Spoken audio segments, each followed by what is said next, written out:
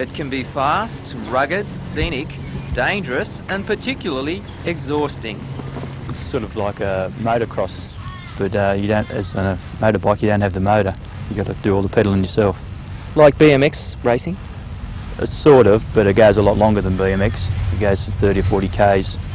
Some races are up to 50 kilometres, but for 29-year-old Grant Cruz from Adamstown, heading bush is good, clean fun. In July, Grant won the New South Wales titles at Swansea against 25 other cyclists, and he's now in training for the Australian titles next weekend in Canberra, sitting in the rider's seat 3 hours a day, 6 days a week. The mountain bike is specially designed for the rough terrain, with knobbly tyres, mud-proof brakes and 18 gears for the steep stuff. Riders in America are earning hundreds of thousands of dollars on the professional circuit. Grant is riding for the sport. When you're halfway through a 50-kilometre race, do you ever think, why am I doing this? Sometimes, yeah, especially when you're down the back or you're having a bit of trouble. But if you're up the front and you're in the lead, you don't worry about it, you just think about winning. It'd have to be a lot easier on a motocross bike.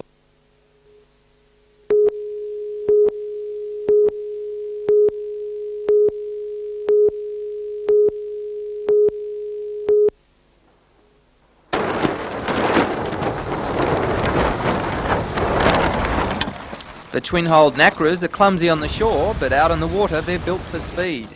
25-year-old skipper Brett Watson and crew member Alan Herbert certainly were too fast for the 36 international sailors at the North American Championships at Corpus Christi in Texas.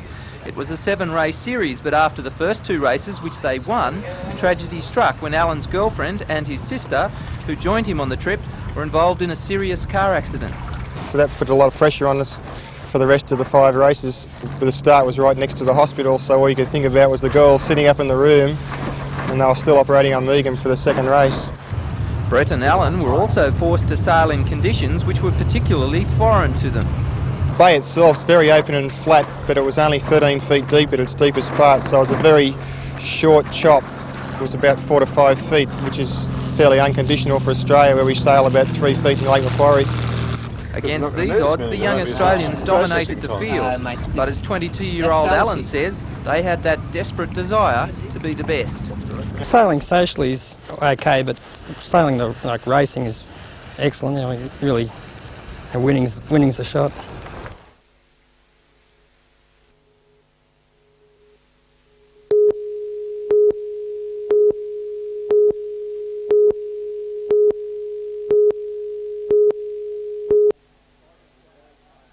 Very tired. Title fight at the Nationals in Hobart was the biggest moment in Lance's life, and with some cajoling from coach Mick Sinclair, he wasn't going to let it be a disappointment. Hobson moves away. I knew I was winning, but I got back to my corner, and every time I go to my corner, Mick always gets up me to go better, so Dad told the trainer to do that, and it just made me get more, go harder. I just seen this gold medal looking in my face, I just kept on going. With Lance's gold medal comes new enthusiasm for boxing in Newcastle. Even since his win at the state titles, the boxing room at the Broadmeadow Fleet Citizens Youth Club has been besieged by enthusiastic young fighters. But like the new boxers, Lance thinks his career has just begun. After a short break to let a troublesome hamstring injury heal, he is hopeful for a fight in the World Youth Championship in Puerto Rico next year. One thing is for certain, he'll never forget his first national title fight. From the red corner, Lance Hobson, the boy from Newcastle. He's quite excited. He's ecstatic. But you've got the gold medal in your hand now. What was it like when they put it around your neck? Unreal. Best feeling I've ever had in my life.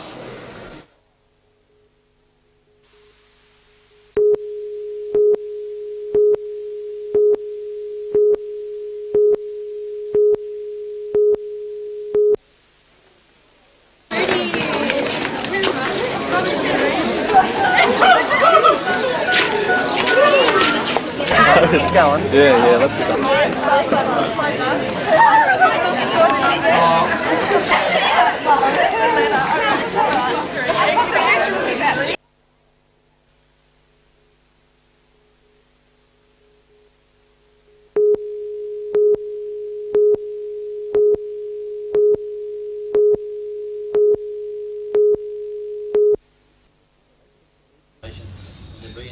The late Mr Booth was a former physical education teacher, beginning his career at Cessnock High School. He was also an active sportsman, playing first-grade soccer for Curry and Leichhardt, a top rugby league player for Curry, Wagga, Waratah, Mayfield and Balmain Juniors, as well as being an A-grade basketballer, cricketer, hockey and squash player, bowler and golfer. His late father, George, represented Newcastle in the coalfields in State Parliament from 1925 until his death in 1960. Ken took over the seat to continue a family political tradition that's lasted for 61 years. When the Rand government came to power, Mr Booth was appointed Minister for Sport, Recreation and Tourism. In 1981, he was elevated to Treasurer and served under both Mr Rann and Mr Unsworth. In that portfolio, Mr Booth streamlined government finances to make them more accountable and understandable. Mr Booth was highly respected among his parliamentary colleagues, as well as being a great worker in his electorate. Ministerial colleague in the Rann Unsworth government, Janice Crozio, paid this tribute in Newcastle today. I was with him last week. He was a fantastic politician, but on top of that, a marvellous man and nature's gentleman. And I'm very sad, and my regrets to his wife and family. Well, certainly a very massive loss to the hunter. To its public life, can be described, Ken Booth, as a true son of the hunter.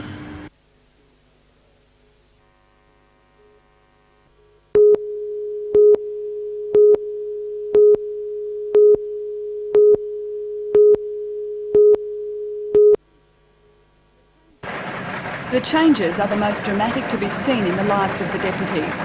Mines will now be kept operating over the Christmas break, with men working extended shifts and more flexible rosters. Statewide, the vote was overwhelmingly in favour of accepting the changes. Throughout the Hunter, that trend was generally repeated. The decision was welcomed by the State Deputy of the Colliery Officials Association, Jim Taylor. He says convincing the rank and file has taken a lot of work. Very reluctant. People, they took the attitude that the change had to come, but we really didn't have a great deal of choice. We either accept it and take what we can get out of it, or we go to arbitration and lose all benefits that may flow from it. By giving their consent, the deputies have opened the way for more negotiations. The Coal Association offered some concessions, provided it could go to the tribunal with the union's consent. The concessions include the 4% national wage claim to be back paid from the 1st of July.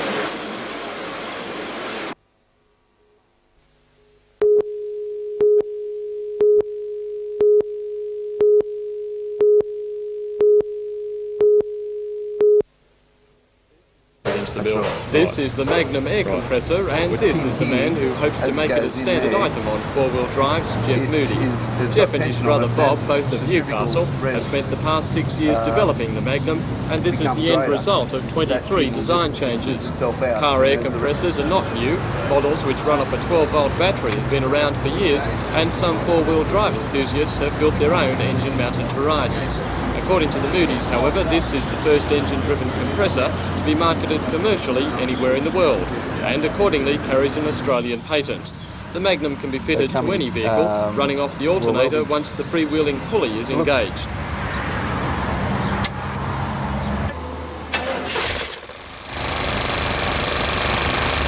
The device delivers 2.6 litres of air per second, quickly pumping up large tyres. With the addition of an air receiver tank, which can also be bolted to the vehicle, the Magnum powers air tools as well.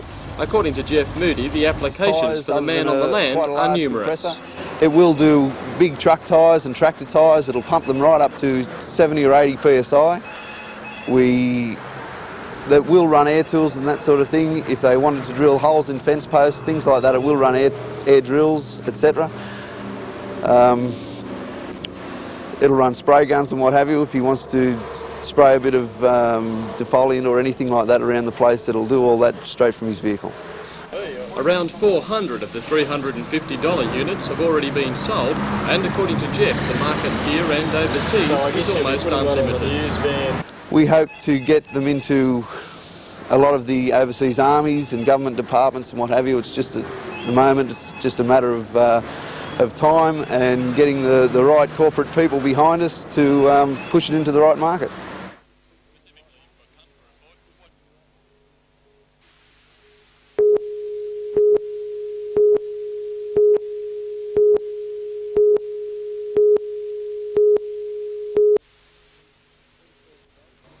In court today, police charged Stanford with asking another unnamed man to murder a senior constable in the Mayfield Highway Patrol.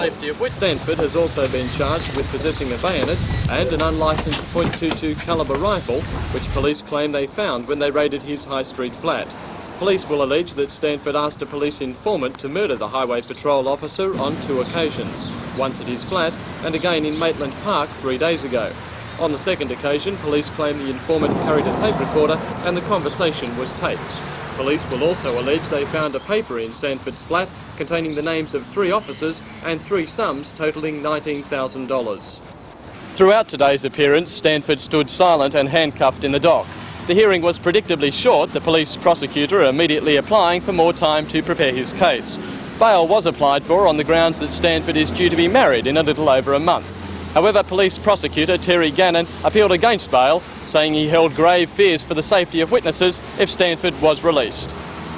Magistrate Kel Clark agreed with the prosecution and refused bail. The case was adjourned until next Friday. Ross Hampton for NBN News.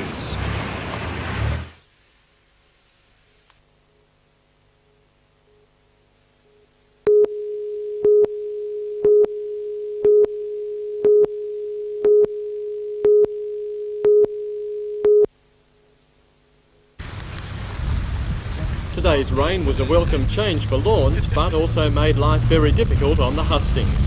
Most voters were more interested in getting inside than collecting their how-to-vote papers. The Port Stephens electorate stretches from Nelson Bay to Mayfield and Stockton in the south and west to Raymond Terrace. 35,000 people were eligible to vote for one of 4 candidates. The by-election was called when the Court of Disputed Returns upheld a claim that Labor's Bob Martin had engaged in electoral bribery in the March 19 election. Voting at Stockton today, Mr Martin was confident of a win despite his lost court battle. Mr Martin's harshest critic is perhaps Liberal candidate Bob Scott, who voted early at Raymond Terrace. Mr Scott campaigned intensely in the lead-up to the election, and win or not, it seems at least he is known. But while they may know your name, they can't necessarily spell it, as independent candidate Innes Crichton discovered. C-R-I? No, C-R-E-I. C-R-E-I. Your given name, sir? Mr Crichton is a past Port Stephens Shire president and widely tipped to perform well. Today he was receiving support from another independent, Newcastle's George Keegan. Independent candidate, that's Mr Crichton. Independent candidate, that's the one you want. The 4th candidate running for the seat is 67-year-old Arthur Dalton. Arousing the ire of Liberal supporters today were Teachers Federation signing a petition that opposes the government changes to public education in the state. They were asking electors to make theirs a protest vote to condemn the Greiner government's changes to the education system, as well as taking the opportunity to collect signatures for a protest petition. Counting began a short time ago, and either of the major parties could claim victory as early as tonight. However, if the finish goes to preferences, it will be at least a week before the final winner of the seat can be officially announced.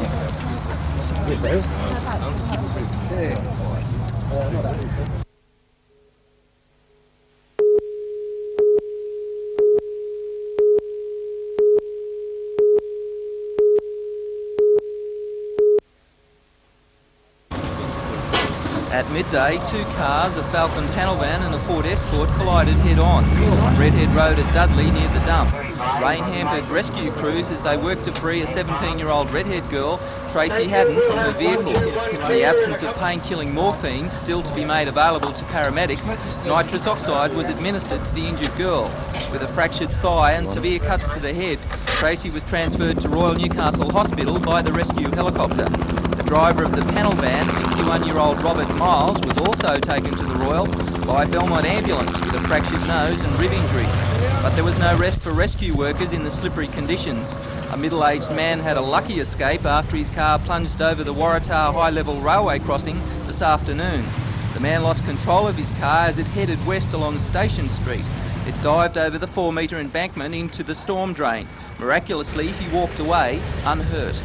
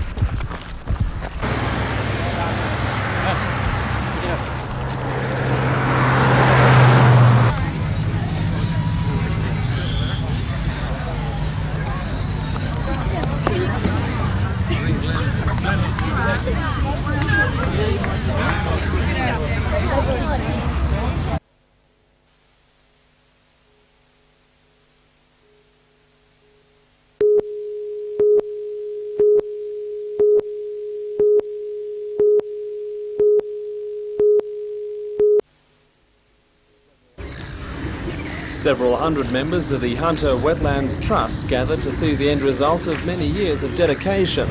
The Shortland Wetlands Centre was established in 1985 as the Trust headquarters, thanks to a $400,000 bicentennial grant, $100,000 from the City Council and $120,000 from BHP.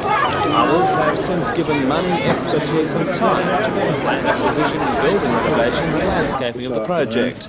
State Environment Minister Tim Moore officially opened the centre, observing in a colourful comment that the public had changed its perception of wetlands.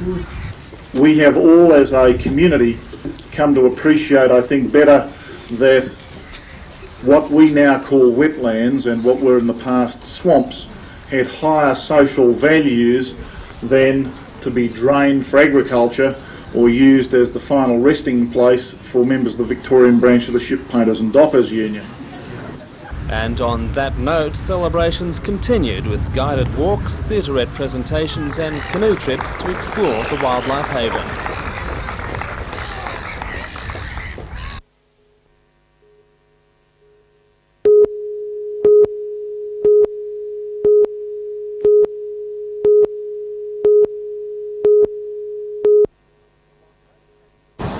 It was those sackings after a month-long strike which prompted the National Mining Union Liaison Committee, meeting in Sydney this morning, to call the stoppage. The Mount Thorley employees had been on strike over a new roster, which they say disadvantaged them compared with employees covered by other unions. Tomorrow's meeting will determine the future of the national strike and formulate a report to go to another union committee meeting in Sydney on Wednesday morning. The month-long Mount Thorley stoppage has already disrupted loading operations in the port of Newcastle, with 2 colliers waiting outside the harbour, unable to take on cargoes. 3 others are in port to load coal, but there is no indication late today if the national stoppage will cause them any problems. The strike, beginning tonight, is the first major hitch for the mining industry since the Coal Tribunal handed down a ruling on new rosters and conditions 2 months ago.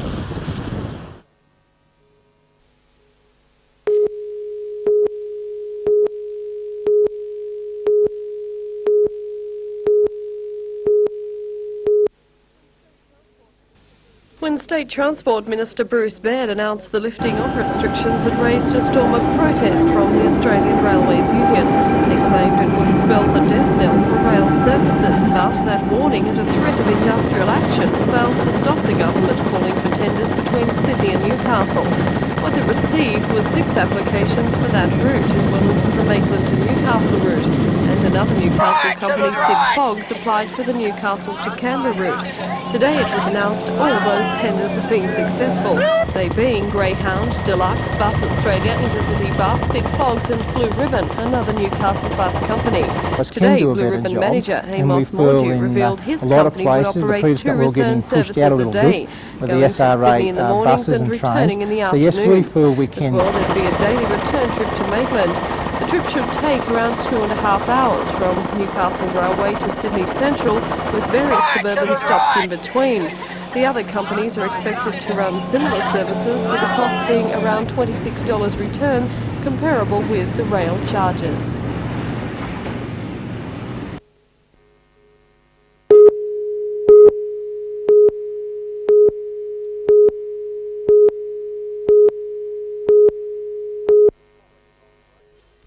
Following the long road trip from Canberra this afternoon, the boys headed for Emilio's restaurant to get stuck into a lunch of pasta to boost their carbohydrate stores. Amongst the squad are 2 Newcastle boys, Andrew Roberts of Newcastle Austral and Peter Murray of the Western Club. Their opposition, Newcastle Austral, which finished 4th in this year's state league, has named its strongest possible combination for tonight's game. As for the teenagers, they're in peak form and will be tough opposition. Do the young Socceroos play a game of football that the crowd will like? I can assure you of this, because we played NSL teams, Macquarie, we played Olympic, we played Wollongong, we never lost a match against any of those, so I think we will compete against those players from Newcastle very well.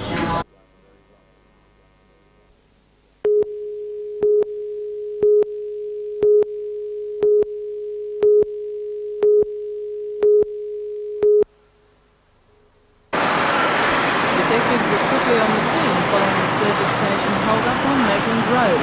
Around 9:20 this morning, a man walked walked into the BP brandishing a pistol and demanding money. Trainee manager Jeff Gorton from Cessnock had been manning the service station at the time of the hold-up. He started his new job here just yesterday. In an effort to get rid of the assailant, a frightened Mr. Gorton handed over a small quantity of cash from the till. The offender then ran outside and disappeared. Detectives discovered a number of fresh shoe imprints in the area and have issued a description of the wanted man. He is believed to be in his early 20s, around 178 centimetres tall, of slim build. He has dark brown shoulder-length hair and an olive complexion. The robber was last seen wearing gloves, blue jeans and a red t-shirt, with the words Canon Camera Videos printed on it. Detectives say the early morning time of the hold-up is unusual. The use of a pistol is also uncommon. We suspect it could have been an imitation pistol. We don't know. Anyone able to assist with inquiries is asked to contact Mayfield Detectives. Belinda Boris reporting for NBN News.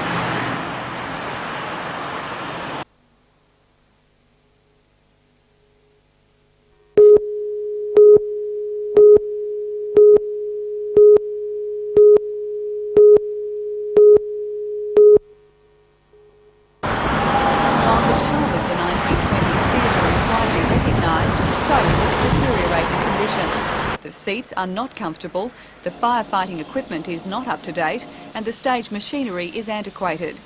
But the council believes the building is of regional significance. Indeed, the Lord Mayor describes it as a national treasure.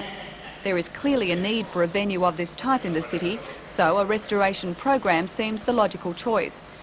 Just over $100,000 will be spent identifying what needs to be done and producing plans for the refurbishment. Once they're finalised, the theatre is expected to close for 12 months so the work can be carried out. Although tenders will not be called for some time, it's expected the revamp will cost between $2 and $4 million. Council hopes to attract some funding from either the state or federal government.